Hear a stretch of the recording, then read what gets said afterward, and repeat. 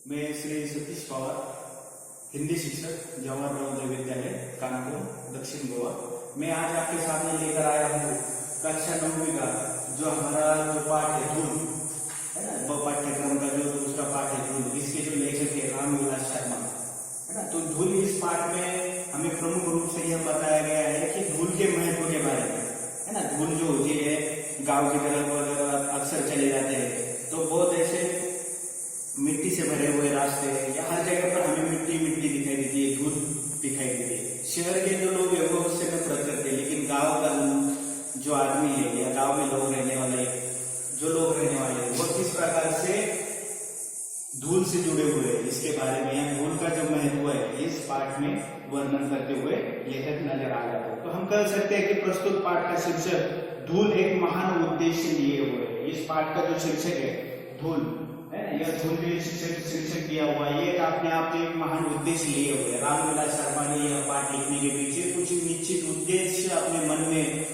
निर्धारित कर इस पाठ को लिखा हुआ है। और अक्सर यह कहा जाता है कि किसी भी कक्षा के पाठ्यक्रम में कोई भी कविता या किसी भी पाठ का बच्चों को पढ़ने के लिए रखा जाता है तो उसके पीछे कुछ न कुछ एक निहित उद्देश्य होता है, कुछ न कुछ उसके पीछे कुछ मूल्य होते हैं जो मूल्यों का निर्धारण करना बच्चों में जरूरी हो जाता है ताकि आगे आने वाले जीवन में वह इस सामाजिक परिस्थितियों में अपने आप को बिल्कुल ही अच्छी तरीके से ढाल सके। तो हम कह सकते हैं कि प्रस्तुत पाठ का शीर्षक धूल अपने आप में एक महान उद्देश्य लिए हुए है। लेखक भारत के गांवों का देश ही मानता है ना। लेखक जो है वो भारत को गांवों का देश ही मानता है। हमारे महान नेता श्री महात्मा गांधी जी ने भी कहा था कि गांव की तरफ चलो है ना, खेड़ाकडे चला, मतलब गांव की तरफ चलो। ग्राम्य संस्कृति की गरिमा का अक्षुण्ण रखने के उद्देश्य से यह धूल के बहाने गांव के मिट्टी के घरों, गांव में अगर आप अक्सर चले जाएंगे तो मिट्टी से बने हुए काफी घर आप लोग आपको देखने को मिल जाएंगे। उसके बाद कच्ची धूल भरी सड़कें है ना, रास्ते जो होते हैं वो कच्चे रास्ते और धूल से भरे हुए ऐसे रास्ते होते हैं। खेत, खलिहान, बगीचे, तालाब के प्रति हमारा ध्यान आकृष्ट कराना चाहता है ना। ग्राम्य संस्कृति से इस पाठ में हमें यह देखना है कि ग्राम्य संस्कृति, ग्रामीण संस्कृति जो गाँव की जो संस्कृति है इस संस्कृति के प्रति हमें परिचित कराते हुए लेखक इस पाठ के माध्यम से नजर आ जाते हैं। तो सबसे पहले हमें यह देखना है कि लेखक परिचय, किसी भी पाठ को पढ़ने से पहले उस लेखक के बारे में हमें जानकारी होना बहुत ही आवश्यक हो जाता है। तो देखिए रामविलास शर्मा इस पाठ के लेखक जो है उनका जन्म सन 1912 में और उनकी जो मृत्यु है सन 2000 में हुई है। तो हिंदी के एक महान लेखकों में उनको गिना जा सकता है। हिंदी साहित्य की जितनी भी सारी विधा है इतनी सारी विधाओं में प्रमुख रूप से उन्होंने लिखने का काम किया हुआ हम देख सकते हैं। जैसे कहानी हो, निबंध हो, रिपोर्टाज हो, जीवनी हो, आत्मकथा हो, निबंध हो, उपन्यास हो, कविताएं हो, डायरी हो, नाटक हो, एकांकी हो, अलग अलग प्रकार की हिंदी साहित्य की विधाओं में उन्होंने अपनी लेखनी चलाने का काम प्रमुख रूप से किया हुआ है। तो रामविलास शर्मा जी का जो जन्म है उत्तर प्रदेश के उन्नाव जिले में सन 1912 में हुआ था। इनका जो जन्म है इस उत्तर प्रदेश के जो उन्नाव जिला है इस उन्नाव जिले में सन 1912 में इनका जन्म हुआ था। इनकी प्रारंभिक शिक्षा जो है, शिक्षा के बारे में यहाँ पर लिखा हुआ है, इनकी प्रारंभिक जो शिक्षा है ये उन्होंने अपने गांव की तरफ ही रहकर पाई हुई है। गांव से जुड़े हुए एक आदमी के रूप में हम यहाँ पर कर सकते हैं। और हिंदी में यह भी कहावत प्रचलित है कि मैं गांव से जुड़ा हुआ हूँ या गांव से जुड़ा हुआ आदमी हूँ। आज के आधुनिकीकरण के वातावरण में आज सब तरफ अंधाधुंध आधुनिकीकरण हो रहा है। शहरों के मतलब आधुनिकता के नाम पर गांव या फिर गांव में के सारे जो लोग हैं अधिकतर लोग शहरों में रहना पसंद कर रहे हैं। तो ऐसे समय में गांव की महत्व का या गांव के महत्व को समझाने की जो कोशिश है इस पाठ के माध्यम से लेखक ने की हुई है। तो इनकी जो प्रारंभिक शिक्षा है उन्होंने अपने गांव की तरफ ही रहकर प्राप्त की हुई थी। उनकी जो उच्च शिक्षा है यह लखनऊ, उच्च शिक्षा हासिल करने के लिए वह लखनऊ में आ गए थे। वहां से इन्होंने अंग्रेजी में एमए किया और विश्वविद्यालय में अंग्रेजी विभाग के प्राध्यापक बन गए थे। यहाँ पर जैसे लिखा हुआ अंग्रेजी भाषा में उन्होंने एमए किया और विश्वविद्यालय में उसी विश्वविद्यालय में वह अंग्रेजी के प्राध्यापक के रूप में उन्होंने अपना कार्यभार संभाला हुआ था। प्राध्यापन काल में ही इन्होंने पीएचडी की उपाधि अर्जित की हुई है और प्राध्यापन है ना, जब वो पढ़ा रहे थे कॉलेज में, तब उन्होंने पीएचडी की उपाधि प्राप्त की थी। लेखन के क्षेत्र में पहले कविताएं लिखकर फिर एक उपन्यास और नाटक लिखने के बाद पूरी तरह आलोचना कार्य में जुट गए, है ना। आलोचनापरक ग्रंथ, आलोचनापरक रचना इनकी ज्यादातर प्रसिद्ध हुई है। रामविलास शर्मा प्रगतिशील आलोचना के सशक्त हस्ताक्षर माने जाते हैं, है ना। हिंदी साहित्य में दो धाराएं, आधुनिक काल की दो धाराएं चलती हुई नजर आ जाती है, जैसे प्रयोगवादी और प्रगतिवादी। तो यह प्रगतिवादी काव्य विचारधारा से संबंध रखने वाले ऐसे लेखक है। तो यह आलोचना के क्षेत्र में इनका विशेष रूप से नाम लिया जाता है। हिंदी साहित्य में जितने भी आलोचना परक रचनाएं लिखी हुई है, इसमें रामविलास शर्मा जी का नाम प्रमुख रूप से लिया जाता है। इन्होंने गोस्वामी तुलसीदास और महाप्राण निराला के काव्य को नए निकष पर रखा है ना। इन्होंने गोस्वामी तुलसीदास और महाप्राण निराला, है ना, सूर्यकांत त्रिपाठी निराला जी के काव्य को नए निकष पर रखा हुआ हम देख सकते हैं। इन्होंने इनके बारे में, है ना, तुलसीदास और सुमित्रानंद निराला के बारे में जो भी उन्होंने कविताएं लिखी हुई है, इस कविता के ऊपर अपना लेखन या रचनाएं उन्होंने काफी लिखी हुई है। तो रामविलास शर्मा द्वारा लिखी हुई जो प्रमुख रचनाएं या कृतियां है, इसके नाम जो है वह भारतेंदु और उनका युग, हरिश्चंद्र भारतेंदु और उनका युग, महावीर प्रसाद द्विवेदी और हिंदी नवजागरण, प्रेमचंद और उनका युग, उसके बाद निराला की साहित्य साधना, यह 3 खंडों में प्रकाशित की हुई इनके द्वारा रचनाएं है। भारत के प्राचीन भाषा परिवार और हिंदी, यह भी इनके 3 खंडों में प्रकाशित ऐसी रचनाएं। भाषा और समाज, भारत में अंग्रेजी राज और मार्क्सवाद, इतिहास दर्शन, भारतीय संस्कृति और हिंदी प्रदेश, गांधी, अंबेडकर, लोहिया और भारतीय इतिहास की समस्याएं के ऊपर उन्होंने काफी मात्रा में ग्रंथ लिखे हुए हैं। बुद्ध वैराग्य और प्रारंभिक कविताएं, सदियों के सोए जाग उठे, यह इनके प्रमुख कविता संग्रह प्रकाशित है। पाप के पुजारी, इनके द्वारा लिखा हुआ एक बहुत ही प्रसिद्ध नाटक है, पाप के पुजारी, है ना, रामविलास शर्मा द्वारा लिखा हुआ एक प्रसिद्ध नाटक है। 4 दिन, यह इनके द्वारा लिखा हुआ उपन्यास है। 4 दिन नामक जो उपन्यास है, यह रामविलास शर्मा जी द्वारा लिखा हुआ। और अपनी धरती अपने लोग, अपनी धरती अपने लोग, यह इनकी खुद की लिखी हुई आत्मकथा है। अपनी धरती अपने लोग, है ना, इनके द्वारा लिखी हुई प्रमुख आत्मकथा के रूप में हम देख सकते हैं। रामविलास शर्मा को अपने साहित्य के लिए कई सारे पुरस्कारों से भी सम्मानित किया गया है, जैसे कि हम कह सकते हैं कि साहित्य अकादमी का पुरस्कार, व्यास सम्मान, शालका सम्मान आदि से सम्मानित किया गया है ना। साहित्य अकादमी पुरस्कार, व्यास सम्मान, शालका सम्मान आदि पुरस्कारों से इनको सम्मानित किया गया है। इन्होंने पुरस्कार स्वरूप मिली राशि साक्षरता प्रसार हेतु दान कर दी। और भारत में हम कह सकते हैं कि असाक्षरता काफी मात्रा में, विकसनशील देश रहने के पीछे हमारा बहुत ही ज्यादा कोई कारण हो सकता है, तो भारतीयों की निरक्षरता। तो रामविलास शर्मा जी को अपने पुरस्कार के रूप में जो मिली हुई राशि है, तो भारतीय लोगों में साक्षरता बढ़ाने के उद्देश्य से जो कार्य कर रही संस्थाएं, इन संस्थाओं को उन्हें यह रकम दान कर दी। कई मुहावरे, लोकोक्तियां, देशीय शब्दों और अन्य रचनाकारों की रचनाओं के उदाहरणों से दी गई सूक्तियां तथा पंक्तियों से ओतप्रोत इस पाठ में लेखक ने धूल की महिमा और महात्म्य, उपलब्धता और उपयोगिता का बयान किया हुआ है। धूल की महिमा, धूल का महत्व और उपलब्धता और धूल की उपयोगिता क्या है, इस पाठ के बारे में रामविलास शर्मा जी ने हमारे सामने इसका महत्व बयान किया हुआ हम देख सकते हैं।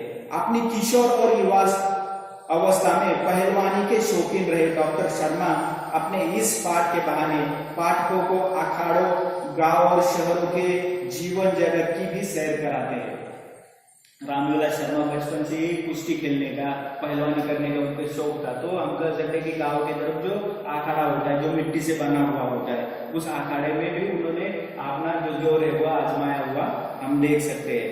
तो पाठकों को हमें अखाड़ों, गांव और शहरों के जीवन जगत की भी सैर कराते हुए इस पाठ के माध्यम से नजर आते हैं। साथ ही धूल के नन्हे कणों का वर्णन से देश प्रेम तक का पाठ पढ़ाने से नहीं चूकते, है ना। धूल के जो छोटे छोटे कण है, इस कण का सहारा लेकर देशभक्ति किस प्रकार से की जा सकती है, इसके बारे में भी लेकर देशभक्ति की भावना जागृत कराने के उद्देश्य से भी हम कह सकते हैं कि यह पाठ भारतीयों के या पाठकों के सामने रामविलास शर्मा जी ने रखा हुआ है। इस पाठ को पढ़ने के बाद पाठक धूल को यूं ही धूल में न उड़ा सकेगा, है ना। धूल को बस धूल ही नहीं समझ पाएगा। इस पाठ को कोई भी, इस रचना को जो भी कुछ पढ़ेगा कि वह धूल के महत्व के बारे में समझ पाएगा, ऐसा रामविलास जी शर्मा जी को यह भरोसा होता हुआ दिखाई देता है। तो प्रमुख रूप से हम देख सकते हैं कि इस पाठ में क्या दिया हुआ है, क्या पढ़ना है हमें। तो हम कह सकते हैं कि प्राचीन भारत में धूल को गंदा नहीं समझा जाता था, है ना। प्राचीन भारत जो है, प्राचीन हमारी जो संस्कृतियां, इस संस्कृतियों में धूल को जो है वह गंदा नहीं समझा जाता था। इस श्रद्धेय उसे श्रद्धेय समझा जाता था, है ना। श्रद्धेय जिसकी पूजा अर्चा या जिसके प्रति सम्मान हो, हमारे मन में उसकी जिसके प्रति सम्मान हो।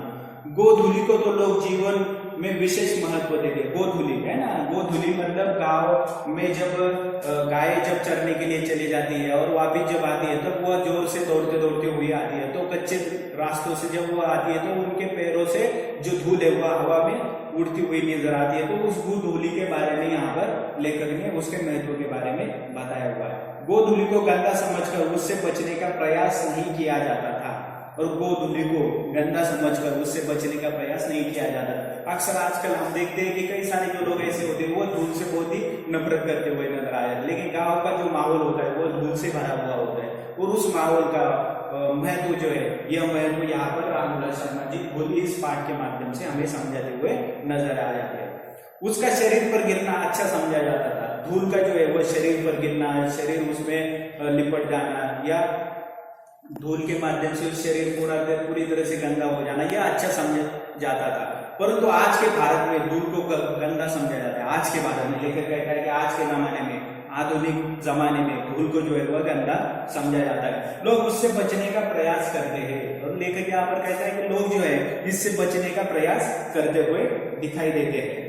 उन्हें लगता है कि इसमें कीटाणु विद्यमान रहते हैं। आजकल के लोगों को यह लगता है कि उसमें कीटाणु विद्यमान रहते हैं ना, विषाणु या कीटाणु उस धूल में विद्यमान रहते हैं, और वह उनकी त्वचा और स्वास्थ्य पर विपरीत पर प्रभाव डाल सकते हैं। और यह विषाणु जो है यह उनके स्वास्थ्य पर विपरीत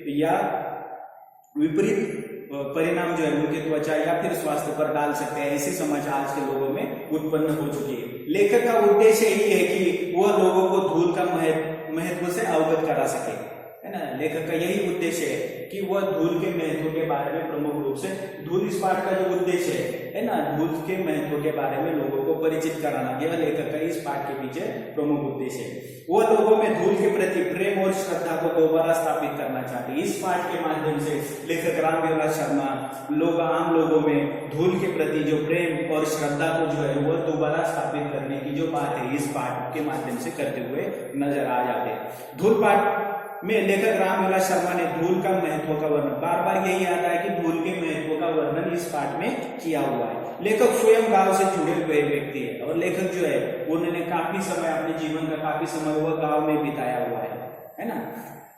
आज के लोगों द्वारा धूल की अनदेखी उन्हें अच्छी नहीं लगती, और आज के लोगों द्वारा धूल से बचा जाना, धूल को अनदेखा कर देना, यह इनसे देखा नहीं जाता, यह उनसे अच्छा, रामविलास शर्मा जी को अच्छा नहीं लगता है। उनके अनुसार गांव में पहलवानों के अखाड़ों में किसानों के लिए और बच्चों के लिए गोधूली बहुत ही महत्वपूर्ण है। गांव में गोधूली को बहुत ही महत्वपूर्ण स्थान दिया गया। गोधूली यानी जो गांव में गाय दौड़ती है उन गाय के पैरों से उड़ने वाली जो धूल है उसे गोधूली कहा गया है। परंतु विडंबना देखिए कि शहरों में लोग इस धूल को गंदगी मानकर इससे बचने का प्रयास करते हैं। परंतु विडंबना देखिए, सबसे दुख की यह बात है कि गांव के जो शहरों के जो लोग हैं, इस शहर के लोग इस गोधूली को गंदा मानकर उससे बचने की जो कोशिश है वो करते हुए दिखाई देते हैं। लेखक को यह बात बुरी लगती है, और लेखक को यही बात बुरी लगती है कि जो गांव के शहरों के जो लोग हैं इस गोधूली से बचने की कोशिश करते हुए दिखाई देते हैं। इसलिए इस पाठ में लेखक ने धूल के महत्व, उसकी विशेषता और भारत के गांव में धूल की महिमा का वर्णन किया हुआ है। इसलिए इस पाठ में धूल का महत्व, उसकी विशेषता और उसकी उपयोगिता और उसकी महिमा का वर्णन प्रमुख रूप से इस पाठ में लेखक ने किया हुआ है। उन्होंने अलग अलग उदाहरणों द्वारा यह बताने का प्रयास किया है कि इस पाठ में अलग अलग उदाहरणों से उन्होंने धूल का महत्व को हमें समझाने की या धूल के महत्व को साबित करने की जो कोशिश है, यह कोशिश की हुई है कि धूल कितनी अमूल्य धरोहर है। धूल जो है कितनी हमारे लिए अमूल्य धरोहर है ना। वह हमारे जीवन में कितना महत्व रखती है, इसका जो वर्णन है वर्णन इस धूल इस पाठ में किया हुआ है।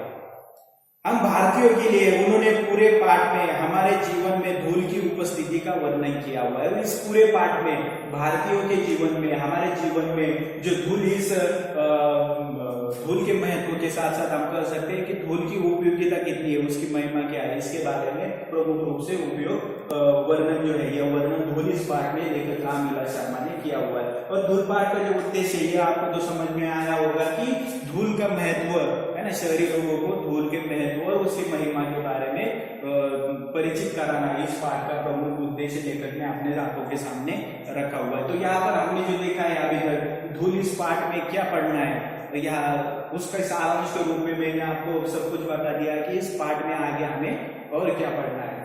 तो धन्यवाद। आगे का जो आगे के सेशन में या अगले पीरियड में हम धूल इस पाठ को विस्तृत रूप में देखेंगे।